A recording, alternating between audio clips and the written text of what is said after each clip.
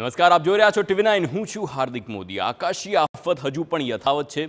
ગુજરાત માથેથી હજુ નથી ટળી આ ઘાત અને વરસાદ હજુ પણ થઈ શકે છે. જી હા, ગુજરાતમાં વાવાઝોડું અને વરસાદને લઈને હવામાન નિષ્ણાંત અંબાલાલ પટેલે સૌથી મોટી આગાહી કરી છે.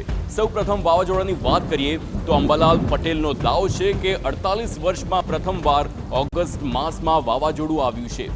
અગાઉ આવી ઘટના 48 વર્ષ પહેલા સર્જાઈ હતી.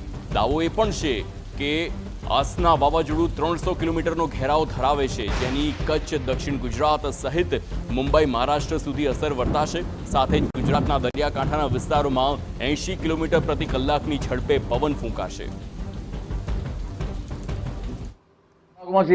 ડીપ ડિપ્રેશન થઈ અને ત્યારે સાયક્લોન બનવાની શક્યતા છે.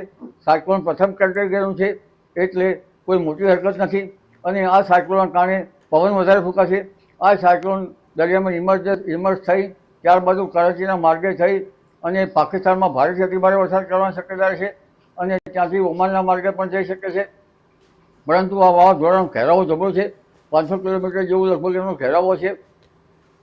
તો વરસાદને લઈને અંબાલાલ પટેલે ફરી એકવાર ચિંતાજનક આગાહી કરી છે. અંબાલાલ પટેલની આગાહી છે કે 3 સપ્ટેમ્બર એટલે કે અમાસના દિવસે ગુજરાતના કેટલાક ભાગોમાં ભારેથી અતિ ભારે વરસાદ પડી શકે છે.